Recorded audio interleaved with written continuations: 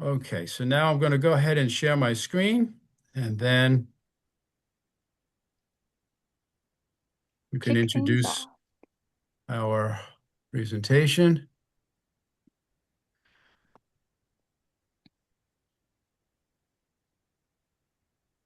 Okay, who wants to start? I will start. So thank you all for joining us. I am Lisa Devaney. I'm the owner of Beaches, Backroads and Beyond, and I am joined by my travel colleague and friend, Becky Olson with Nova Vista Travel. And also joining us is Steve Bajaka from AmaWaterways. Thank you so much for being here and presenting this lovely um, sailing for us. And I will let you take us down the Douro River and learn all about AmaWaterways and the Amavita. Thank you, Lisa, and good to be with you and Becky and our guests on this call. So I am the regional sales manager with AmaWaterways, and two of my travel partners here this evening, Lisa and Becky, I've worked with many times before, and they have curated this particular itinerary, the flavors of Portugal and Spain, on behalf of their own companies. For Lisa, that's Beaches and Backroads and Beyond, and for Becky, that's Nova Vista Travel. And they're both with the same parent company, which is Travel Luster, and that's part of Virtuoso. And we'll explain that as we go through the presentation. But first, let's assume that most people on the call or listening to the call have not been on a river cruise. So we will look at what that entails, what is a river cruise all about, and then we'll look at the itinerary and talk about some of the wonderful deals we have on this particular sailing. These are our hosts, our hostesses. Um, Becky, do you want to say anything about your business at this point, or you want to wait till a little bit further down? Sure. Like Lisa mentioned, my name is Becky. I'm the founder and travel designer at Nova Vista. I specialize obviously in river cruising, my great love, along with luxury tailor-made travel and a program called Book Club Journeys that I started, which does book inspired travel. Very nice. Lisa, do you want to add anything about your business? You Well, do a just lot of like groups. Becky, I do a lot of river cruises. I love them. Becky and I have traveled on a few of them together, and I do custom curated itineraries, mostly to Europe, but can do it anywhere in the world. I've been in travel for over 20 years. Awesome. Very good. And now just some very authentic photos here of your river cruise travels. I love all of these photos. You both sent me a slew of photos recently, and I chose. I love the one in the top center with Becky and her mom and dad and her husband. And I had to chuckle when I saw you had Bigfoot there next in front of the Christmas tree. You had Sasquatch. I don't know this particular cruise manager in our company. And one of your colleagues is with you too. Who's that? That's Alicia. Alicia Okay. McCarthy. Yeah, Yeah. that's right. Okay. And then I spy Lisa's daughter in a some kind of Christmas cookie pastry shop, something like that. What Chocolate. chocolate? Okay. Okay. And then the two of you down here in the corner is a lovely photograph. And then something in the left corner there is looks like just about dusk, and you're on one of our ships. I can't tell from the photo which ship you're on, but I love all these photos, and I am happy to be working with both of you again. I work with each of you from time to time, but I haven't worked with both of you, I don't think, at the same time. So this is a really cool opportunity. And the ship that sails on the itinerary that you've chosen is called the Amavita. Sailing on the Douro River in Portugal is very different than other river cruises. Different than the Ama Magna, which holds 194 guests. Different than most of our ships in France and Central Europe that hold anywhere between 140 and 160 guests. The river is smaller. The locks are more narrow. This ship we're looking at here holds 102 guests. So a smaller ship, well designed, well put together, and well maintained. And let's see what the staterooms look like. Many of the staterooms would have this design with the French balcony, stateroom here, a nice size stateroom. We have other categories. We just didn't think it would be that much fun to go through all the stateroom categories. So I have this We one can state. show anybody who's ready to Okay, book you their can room. show that stuff, right? When you have a chance. But it's a very nice ship. She's been in our fleet for a few years now, and it's a very popular itinerary, and the Douro is a very popular itinerary these days.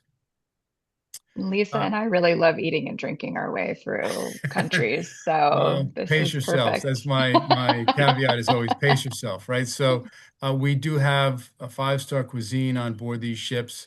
Most of the cuisine will match the itinerary. It will match the country that you're in, the region that you're in the country. Everything is sourced locally. We make our own breads on board. We make our own pastries on board. We make our own ice cream on board.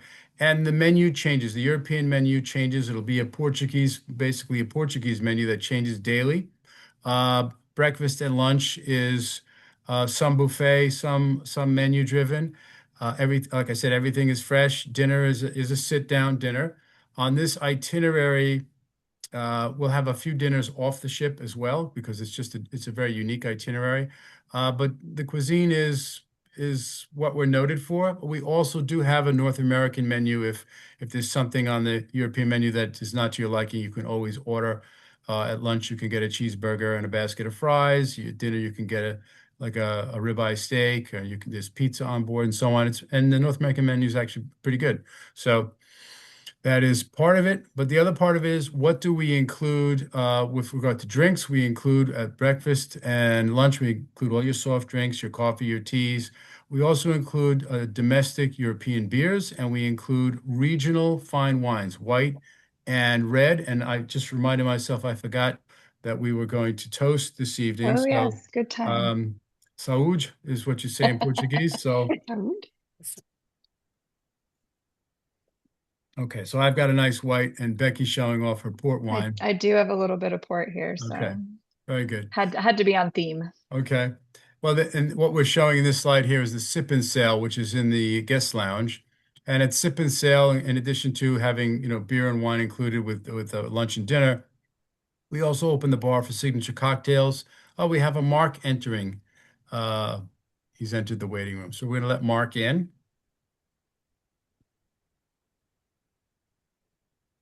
And I will continue with the presentation while we do that. So, um, so this is a fun time. This is a time typically you come back from an afternoon off the ship. Everybody gets cleaned up a little bit for dinner, but you have an hour before dinner to listen to piano music and meet other people on board. Most of our guests would be from the States or Canada. We get a few Brits from now and again. But this is a fun time. People get to sort of review their day and share photographs of what they did. You're meeting other like-minded people from the States or Canada. And the beer, wine, and cocktails are on us. That's cool. Service. We do pride ourselves on service. And the nice thing about a river cruise is that there's not that many people on the ship. It's easier for the crew to dote on fewer people. And the crew here is about 40. So 40 crew members looking after 100 guests is a pretty good number, pretty good ratio. And they should know your first name by the second morning and what you take in your coffee and your preferences and stuff. So it's really nice. And I think both of you can agree that sometimes you'll be sailing a year or two later on a different itinerary and somebody will remember you and know your first That's name and say, true. right? It wasn't on a second sailing, but I just saw my cruise manager from last summer at the River Cruise Expo Cool. that Lisa and I were at, and she ran right up and gave me a huge hug. And actually, our captain was there as well. So lots of familiar faces. Very nice.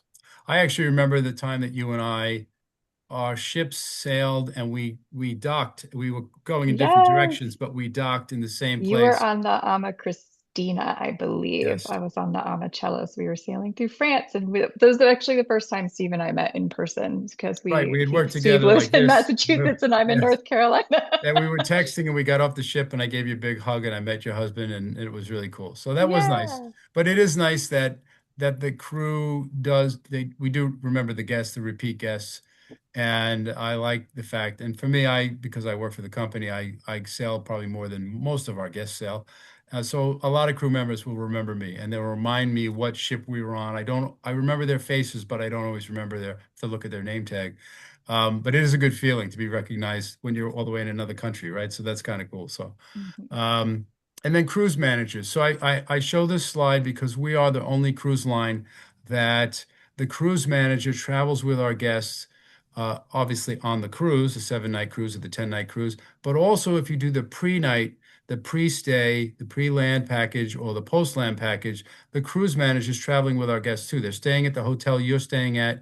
They're going on the tours with you in the morning. They have a concierge desk in the hotel lobby that they can help you get dinner reservations, theater tickets, things like that. It's a really cool gesture. I think people really um, appreciate having one point of contact when they're traveling first time in a different country. So it's something we do that our competitors don't do. We like to point that out. We do think it makes a difference. Now the itinerary. So this is a really cool itinerary. This is for people that don't know, Portugal has become very popular, both in river cruising and just in general in traveling. It used to be sort of like the poor sister of the EU, and when I got into the industry many years ago, not a lot of folks went to Portugal, and I think it was 2007 when we introduced our Douro River itineraries, and they did not sell that well. But now, all these years later, I think combination of the fact that Portugal's become very popular, it's less expensive than other European countries to eat out and do things on your own. And also when people that have done the Danube and the Rhine, this is a very different experience. It's very unique and it's really can't be compared. It's apples and oranges from saying they're doing the Danube or the Rhine or the Rhone, things like that. So we'll look at that, but real quick, you are for our purposes, you get on the ship. It's a 7 night cruise. You get on the ship um, in Vega de Teron and you sail to Porto in that direction. So you're going east to west, and we'll look at the pre and post a little later. But these are the stops: Barca de Alva, Pinau, Vega de Teron, Pinau again, Pinau, Hegua. I say Pinau and Hegua are probably the most touristic stops on this itinerary with things to do, things to eat and drink, and music to listen to, things like that. Entre os Rios is the last day before we get to Porto, and we'll end up in Porto. Porto is a beautiful coastal city with a lot of things to do and see in Porto. So let's look at this now. Barca de Alva is a very old medieval town that we take you up to this particular castle, Rodrigo Castle, and we do a tour and we do a tasting. A lot of tastings off the ship on this itinerary, very different. We do some lunches off the ship. We do some dinners off the ship. We don't typically do that on our other itineraries. So this is why I think this has become very popular, this itinerary. So this is a 10th century castle. That's a beautiful photo of it well, both of the images are very nice, but I've seen other angles of it, and there's not a lot left of certain angles of the castle. It's old, and so a lot of the castle is actually open air. There's no roof on it, right? So it is very authentic and very old, and it's a nice hike from the coach to get up here to visit. In Pinau, Pinau is a region that is famous for the white wines there, for the Vino Verdes, and what was the other wine that they make there? Uh, It'll come to me. The tinted color wine is a different kind of wine, and then the Vino Verde is kind of looks like what Lisa and I are drinking. So it just looks like a white wine. But we visit this. The Quinta is basically a winery or an estate, Quinta de Avançada. It is a popular winery in this region, and we visit there. We do a wine tasting, and we have some food, and we listen to live music as well. So it's very nice day off the ship. This is Pinal. I said this to you ladies earlier today. If you if you looked up online for images on the Douro, 90% of the images would be this bend in the Douro with both sides of the river with the cut vineyards, the steeps, the rows of vineyards there. It's a beautiful area. Douro means golden in Portuguese. Yeah. Eu falo um pouco de português. And it's just a really pretty river. It's a very rural place. It's kind of a lazy river. There's not a lot of business going on both sides, on both banks of the river there. So this is one of the reasons we take our guests off the ship and we go into the foothills and we go into the mountains and we find places to visit, live music and things to do, people to meet. So again, very different than what you'd see on the Danube or the Rhine or even the Rhone River. So, but different in a good way, right? So, very popular. Hegua, we visit this particular estate and mansion here. We're looking at almost looks like you could be in Spain. Very similar architecture. The gardens are beautiful. They're manicured, very lovely. And this is a nice visit one morning there in Hegua. And then we must not forget that we are in Portugal, which is one of the most Catholic countries in Europe, and they have lots of sightings where people come back and feel that Jesus has been there. So this is called the Holy Staircase in Lamego, and it is a beautiful cathedral at the top, and you see the beautiful azuelo tiles. The Portuguese are known for making these tiles, these metallic tiles. You'll see these when you get to Porto. If you do the post day in Lisbon, in Lisboa, you'll see the same thing. You'll see these tiles on old buildings, old railway stations. It's still it's a tradition in Portugal, and artisans still make these kind of tiles. But to see it on something that's from the 15th, 16th century is really special. So, and I'm not teasing about about miracles and things like that, but that is people do when you're there. There will be people there, there will be pilgrims there that are there to be healed from something or another. So, and we know, of course, we know of Fatima as well. So, you do see a lot of this in Portugal, but it's a wonderful visit. It is about 5 levels up to get to the top of the staircase. So, have your Eat your sneakers or eat your your hearty breakfast. yeah, be ready for that. Do the Maybe yoga. don't do champagne at breakfast that No, day. do the yoga stretch in the morning. Yeah. That'll be my recommendation. Do a nice hearty stretch in the morning. Um, this is a nice another visit, local Quinta lunch in Entre Os Rios, and that I pointed out to you ladies this morning. Or maybe to Lisa yesterday. I just finished a bottle of that exact wine last week, and I was too lazy to go get another bottle today for this presentation. So I'm drinking a Sauvignon Blanc, but. Um, this is a great visit, live music. The owners of the winery of the estate are going to be with you, hosting you. A lot of times it'll be their adult children, hosting and things like that. So it's a lot of fun. It's very authentic. It's a sit down lunch with wine and music, and you're just outside in a winery. It's really interesting. So this is how it's different from what we're doing in other parts of Europe. Then Porto, a really interesting port city. The Portuguese have this, their heritage is being great fishermen. Coming to this country, they were great whalers, and they're still great fishermen.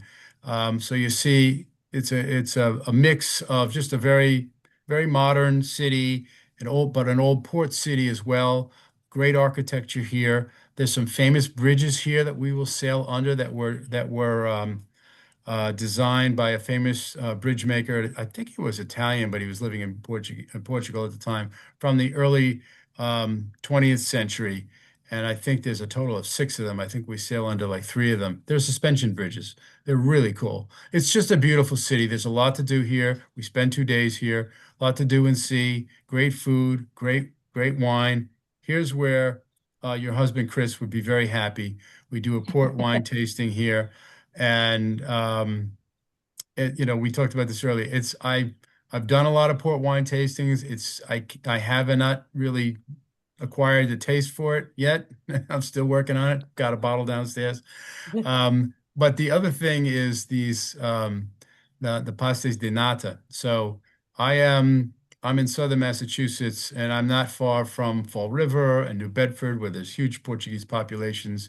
East Providence in Rhode Island, another huge Portuguese population. We see these at pastries, all around us.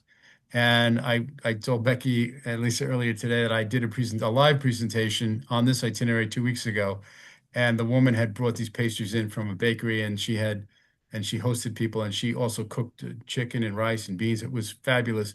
And when it came time for dessert, I had three of these. And I almost put the third one back when I started to count who hadn't had one yet, because I thought maybe there wouldn't be any left. But luckily, there was like one extra. So I ate the third one. They're so good. They're egg custard tarts, and they're ridiculous. I mean, they're really good, and they're not, something you would do if you were eating clean, let's say. So, but this is what your vacation's for, and the cuisine in Portugal, again, maybe because I'm used to it, because where I live, I love chicken and fish and rice and beans, and I love all the sweet breads. It's really good. The food's really good here. So stay with the European menu on this itinerary. Um, that's the itinerary. So that's a 7-night itinerary. Let's talk about the pre and the post now. We had a nice conversation about this earlier today. So basically, uh, we have on all of our itineraries to do pre and post, because there's some cities are not on rivers, but we want people, you're in the region, we want you to see the city. So we're not that far from Madrid where we get on the ship there. So we will fly you into Madrid if you want to do the pre-night stay, a 3 pre-night stay with the cruise manager. Um, and Becky and Lisa will take care of air for you and book that through us and take care of your transfers. And then you do 3 nights in Madrid. Madrid is a beautiful city. I've done this. It's been a little bit since I've been in Madrid, but I loved it. I had a great time in Madrid. Great restaurants, great nightlife, architecture. I'm into my architecture. Unbelievable. Just incredible. Some of the museums, the architecture just on the facades is unbelievable. It would cost you a fortune to try to build some of these buildings in today's economy. But here's what it looks like. So we'd get you right at the airport. We meet you at the airport, meet and greet. We bring you to the hotel. You meet the cruise manager. We've got so the first day is basically it's getting to the hotel, resting up if you want, and then you meet the cruise manager that evening. We have a cocktail champagne reception in the hotel where he or she tells you what's going to happen. Here's what the next 3 days look like. This is what the guided tours are. There's some optionals. They'll say I'll be in the lobby for 4 hours each day. I'll have a desk, and if you need dinner reservations, you need help doing this or that, you need a map, you need whatever, I'll be there to help you. So this is a really good service to have. So it's day 2, 3, and 4. Day 2 is a guided tour of Madrid. It's about 9:30 to 12, something like that. Then your time is your own. You can choose to do what you want. You'll be traveling with a group. You'll have the host here. Um, and you can just go out on your own, or you can do something more with us, or you can connect with other people in the group and make your own plans. The next day is the small city of Toledo, which is a very medieval city, coastal city, so it's south of Madrid. Really interesting. Picasso was here for a couple of years in his life, did some work here, and there's some local galleries devoted to him. And I think I remember going to a small museum there. They don't have a lot of his work, but it was still pretty interesting, pretty easy to get into too. Just a really interesting visit here. And then day 4 is a really smart way of moving you from Madrid to where the ship is docked. So we'll get on a coach all together, and you'll go about an hour and a half, 2 hours, and then we'll stop in Salamanca, a very interesting uh, large town, small city, and we'll do some sightseeing. We'll have lunch. I think there's a flamenco show that goes on in the afternoon, which is really cool, which I've seen. I've seen it in Madrid and in Salamanca, and also where else did I see flamenco? Maybe in Argentina as well. Um, so just really interesting day. We get you to the ship, and then you start your cruise. Any questions yet? No questions, but I did want to just touch Go the ahead. on the fact that for this particular itinerary, we would highly recommend Yes. doing the Madrid pre. mostly because Vega de Teron, where the cruise starts, is kind of in the middle of nowhere. So you could fly into Madrid and get yourself there, but it'll take a few hours. You could fly into Porto and get yourself there, but it'll take 2 to 3 hours. So it is a nice way to start off the cruise. And we'll actually talk about some promotions in a few Right. minutes too that will Much make it easier to extra let us do enticing. the, yes. Thank you, Becky. Easier for let us do the heavy lifting here and get you from A to B and have some touristic things to do in between, right? So it is what we would recommend if you're trying to decide the pre or the post, do the pre. It makes a lot of sense Mm. pragmatically and also for your vacation. So the post is 3 nights, and these are optional now. The post is 3 nights in Lisbon, Lisboa, and you have well, this is their monument. This is on the coast there, the monument to their explorers. They have obviously a heritage of great explorers and discoverers around the world. And this is it's a beautiful city, again with the architecture, Steve. But yes, beautiful city with architecture, great food, lots of different things to do here. A lot of great music, live music places, a lot of great restaurants. Not expensive. Uh, like I compare if you were going to go to Lisbon and compare it to, say, Paris or Vienna or some of the other major cities that we would visit, your dollar is going to go a lot further in Lisbon if you're doing some stuff on your own. And here's what we have here. So it would be for taking you from the ship. We would do for the transfer. Again, put you on a coach. You have a Tomar Castle visit, very famous castle about midway between Porto and Lisbon. And then on day 2, you have the Royal Sintra excursion, and you can see the Peña Palace here in Sintra, which is the presidential palace, is what it is. And past presidents have lived there. It's still considered a presidential palace. And it's a beautiful drive up there, and it's a beautiful visit. It's just a beautiful look at the vista from up there. Imagine taking photographs from inside the facility. That'd be amazing. And then day 3, we have a guided tour of Lisbon. And then on day 4 is your flight home. And by the way, when you do air with us, we handle all your transfers and we bring you to the airport and we actually bring you into the airport and we don't leave our guests until you're waving goodbye to your luggage and it's being, sent down the conveyor belt, right? So that's a pretty cool thing. So I think, Steve, go sorry ahead. to interrupt you. Can you buy if you do your own air? Yes, you can buy a transfer Yeah, from you can us. buy And the if you're transfer. doing the pre and post, you can always buy a transfer. If you just ended in Porto and you wanted to fly home, the transfer would be a nominal fee, like $30 or something like that. So not And expensive. some of us like to do really, really long trips in Europe, so we're not I always there right before. I forget who I'm speaking with. I'm speaking with World Travelers, of course, and they're like, Steve, we don't need your transfers. Right? Come on, Steve. No, Just but kidding. some people they like to book their own air, Yes, no. Yeah. So, I mean, in the real world, only about 50% of our guests use our air. They have other ways to get air. They have mileage. They have, different perks with credit cards these days. So, we totally understand that, and we don't penalize you. We'll give you the transfer at a nominal fee.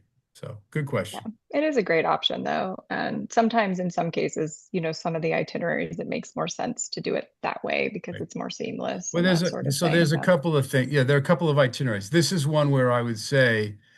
And now we'll look at why it would be even easier for you to do the Madrid pre-stay. Um, so we have current promotions. And by the way, before I go into the promotion, I love this photograph of you two. You look like best buds here. we had to So, figure out where we were, but we were in Bonn, Germany. and this is recent, right? Just a couple of months ago? March. Yes, just Yeah, in okay. March. Yeah. Yeah, okay. Okay. And I was over there the week before that conference started, so I missed you by a week. So, Oh man. um, But that's a great photo.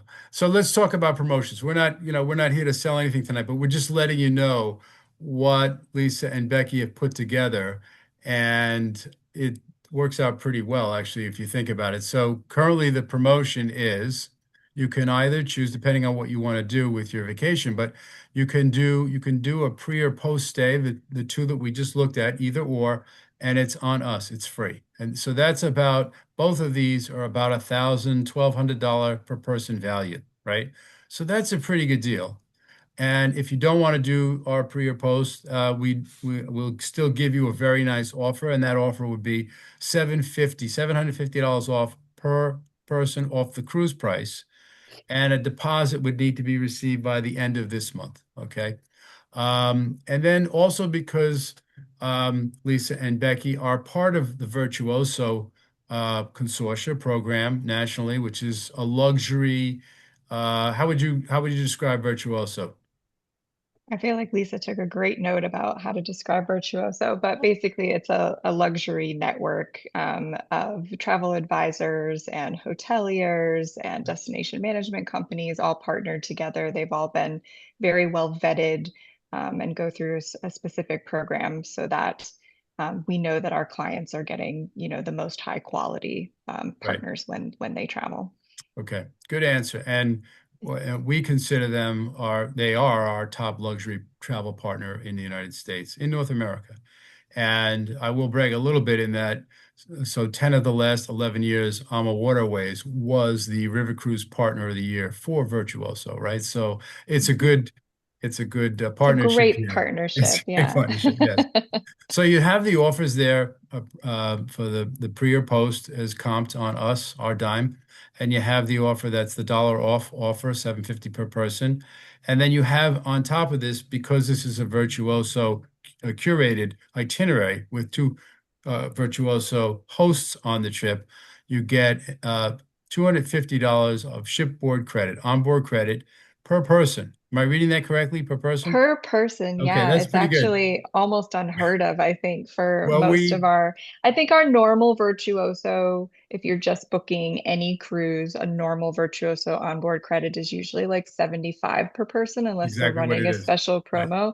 So 250 per person to join us on a Virtuoso voyage sailing like this is pretty amazing. And then Lisa and I, because we would be the Virtuoso Voyages host for this sailing, we would also be hosting a welcome cocktail reception for all of those whose travel advisors have booked them with this Virtuoso Voyage, registered them as a Virtuoso Voyage client. So you get an extra special cocktail reception, you get this wonderful onboard credit promotion, and then Lisa and I would be there to, assist or answer any questions throughout your trip. So it's kind of a nice way to have travel advisors sort of baked into your sailing just to give you sort of that extra level of comfort. right. And on a, Yeah, and go ahead. and they can book with, anybody can book with their own Virtuoso advisor. They just have Mhm. to register the booking through Virtuoso Voyages, and we take care of their clients like we take care of our own. Exactly. And if people need to know what $250 of shipboard credit per person covers, you could use that towards your prepaid gratuity. You could use that as prepaid Use gratuities. yep, It's about, gratuities. You yeah. could use it for a massage on board if you really like to rack up your bar bill at night.